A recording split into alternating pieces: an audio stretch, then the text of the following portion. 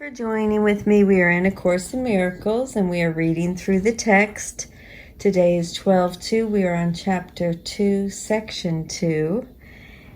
But first we will start with a prayer and with a meditation. If you'd like to close your eyes and join me. Dear Father, if left to my own devices, my perception will be skewed. I surrender to you everything that I think and feel. God, please take my past, plan my future. Send your spirit to redeem my mind that I might be set free. May I be your channel, God, and serve the world.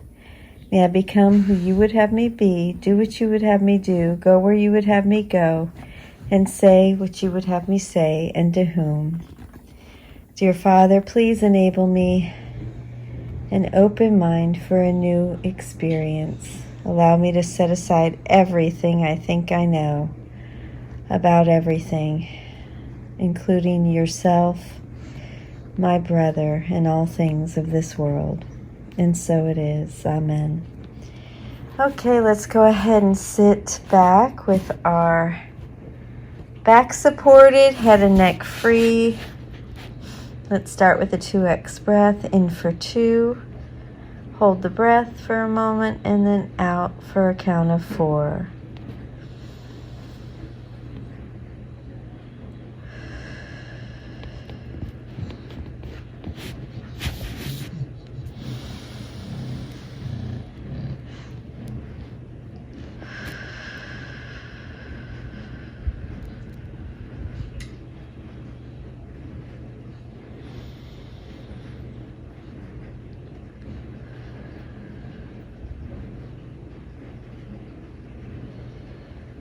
And now let us move into a 3x breath. In for a count of 3. Hold it at the top.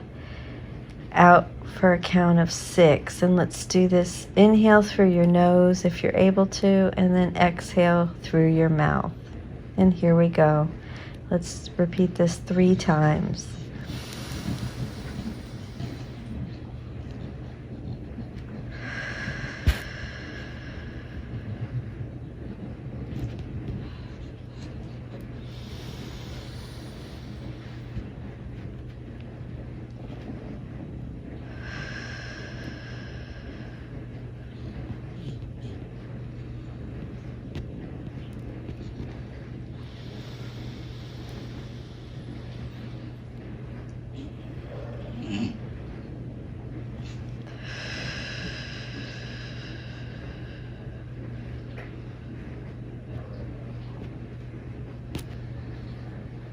And now let us move into the 4x breath.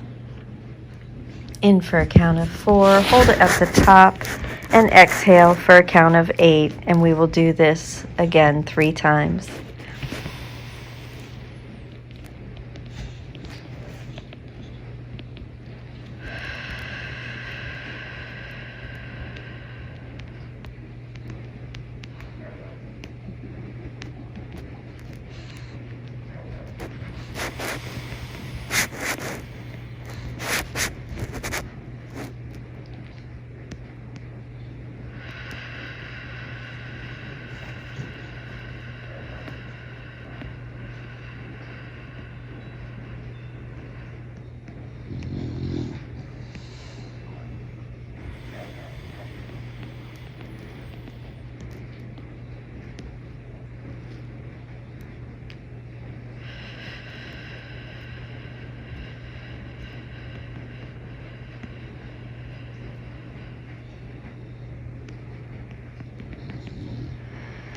And now let's go ahead and come to our senses. Keep your eyes closed.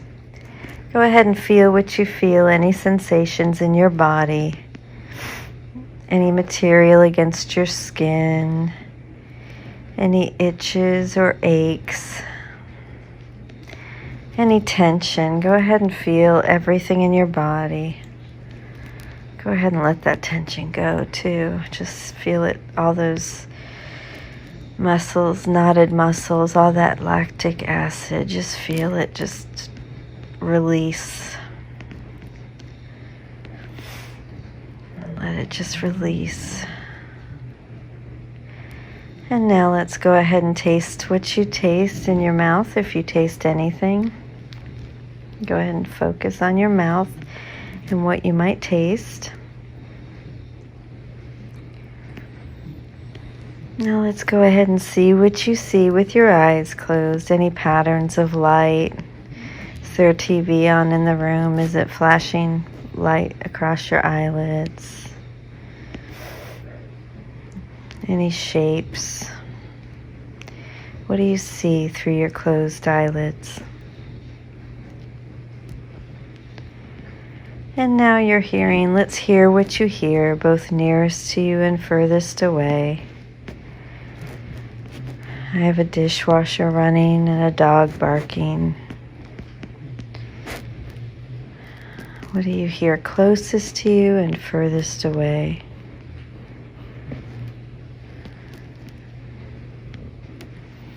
And now with the last 4x breath, make this a very big inhale through your nose while you smell what you smell. Focus on the smell, but make it a very large inhale. Don't worry about counting. And then hold it at the top, and then we're going to exhale with a huge, quick exhale out of the mouth. So let's go ahead and smell what we smell in our vicinity.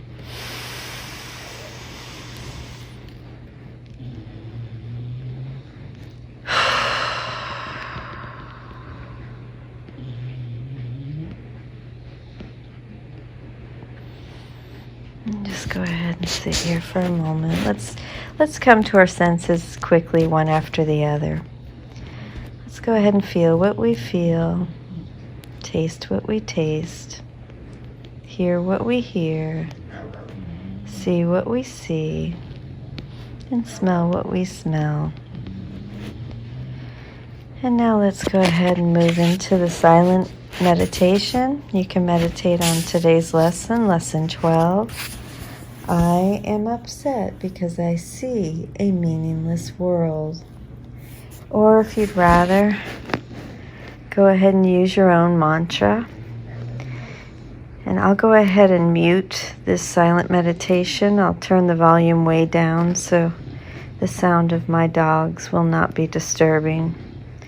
So let's go ahead and move into our silent meditation. If you'd like to use your own mantra, a Sanskrit mantra perhaps, or today's lesson, I am upset because I see a meaningless world. I think I see a fearful world, a dangerous world, a hostile world, a sad world, a wicked world, a crazy world. I am upset because I see a meaningless world.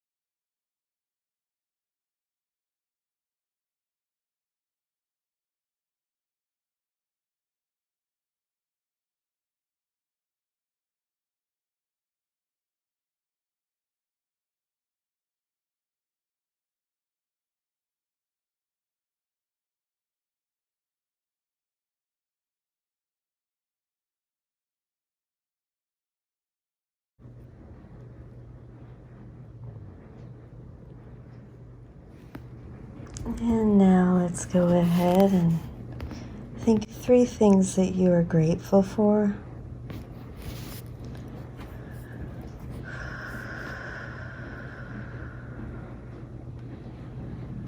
Go ahead and focus on those.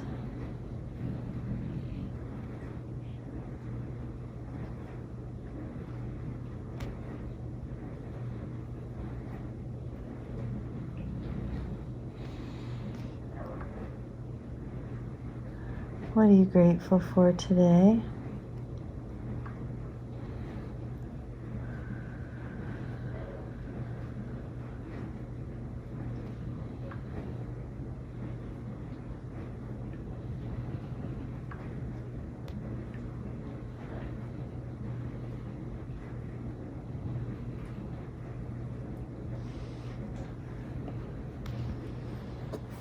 And now let's move to the reading for today.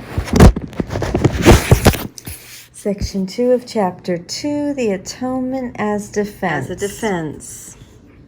You can do anything I ask.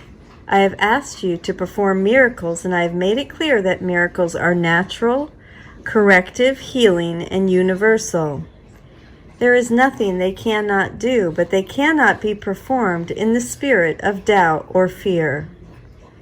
When you are afraid of anything, you are acknowledging its power to hurt you. Remember that where your heart is, there is your treasure also. You believe in what you value. If you are afraid, you are valuing wrongly. Your understanding will then inevitably value wrongly, and by endowing all thoughts with equal power, will inevitably destroy peace. That is why the Bible speaks of the peace of God, which passeth understanding. This peace is totally incapable of being shaken by errors of any kind. It denies the ability of anything not of God to affect you. This is the proper use of denial. It is not used to hide anything, but to correct error.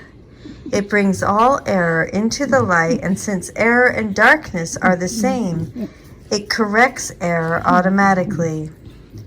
True denial is a powerful, protective device. You can and should deny any belief that error can hurt you. This kind of denial is not a concealment, but a correction. Your right mind depends on it. Denial of error is a strong defense of truth, but denial of truth results in miscreation, the projections of the ego. In the service of the right mind, the denial of error frees the mind and reestablishes the freedom of the will. When the will is really free, it cannot miscreate because it recognizes only truth. You can defend truth as well as error. The means are easier to understand after the value of the goal is firmly established. It is a question of what it is for. Everyone defends his treasure and will do so automatically. The real questions are, what do you treasure and how much do you treasure it? Once you have learned to consider these questions and to bring them into all your actions, you will have little difficulty in clarifying the means. The means are available whenever you ask. You can, however, save time if you do not protract this step unduly. The correct focus will shorten it immeasurably.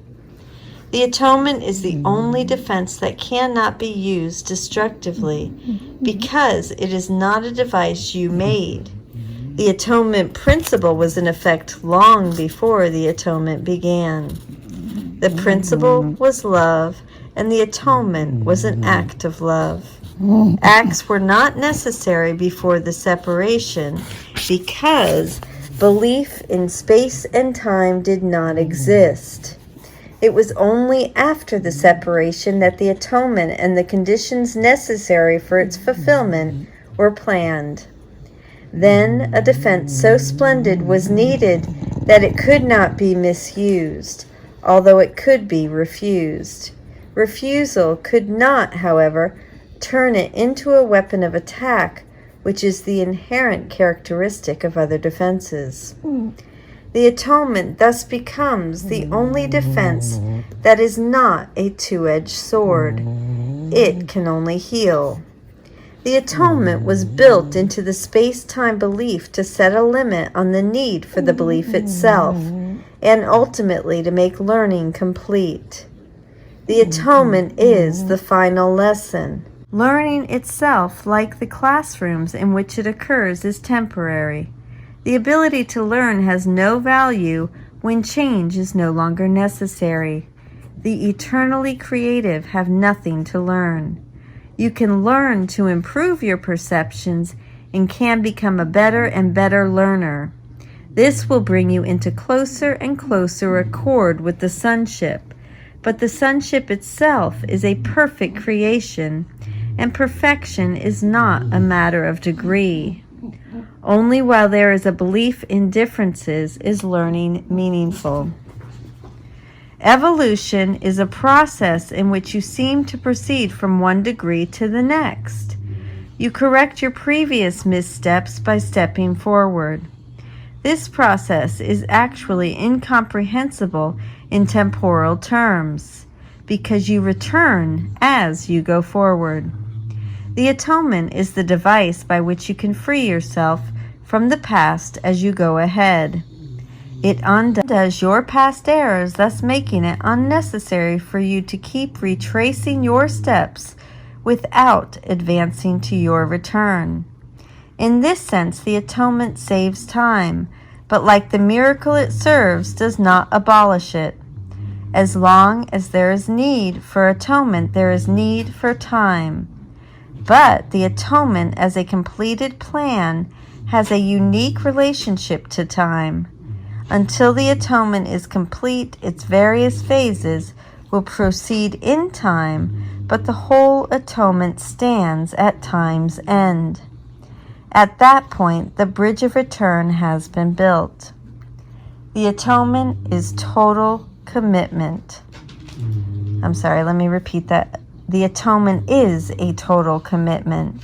You may still think this is associated with loss, a mistake all the separated sons of God make in one way or another. It is hard to believe a defense that cannot attack is the best defense. This is what is meant by the meek shall inherit the earth. They will literally take it over because of their strength. A two-way defense is inherently weak precisely because it has two edges and can be turned against you very unexpectedly. The possibility cannot be controlled except by miracles. The miracle turns the defense of atonement to your real protection, and as you become more and more secure, you assume your natural talent of protecting others, knowing yourself as both a brother and a son. Thank you so much for joining with me in Chapter 2, The Separation and the Atonement, Section 2, The Atonement as Defense. And if you'd like, we can close with a quick prayer. Just go ahead and close your eyes. This is more of a healing meditation for the world. I usually do it at the end of the meditation. Let's go ahead and feel a lightness in your chest, in the center of your chest. And go ahead and feel that extending outward. Close your eyes and extend that light outward from within you to anyone else in the same room. And now let's extend it outward to anyone in your home, any living being in your home. And now let's extend it even further into your neighborhood, perhaps the block you live on, and see it touching all living beings within this block. And now let's extend across the countryside, lakes, oceans, whatever's there, and just keep seeing it extend until it covers the entire country you live in. And now let's go ahead and see it go beyond borders. This light knows no borders. And see it covering the entire globe. Witness the globe just vibrating in this light of love and healing. And let's just sit here in that moment and feel the love, light, heal the world. It's touching all living beings.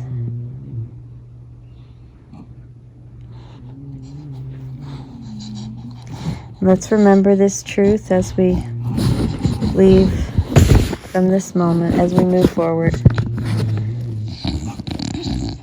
And I thank you for joining with me, and I will see you tomorrow. I love you. Thank you.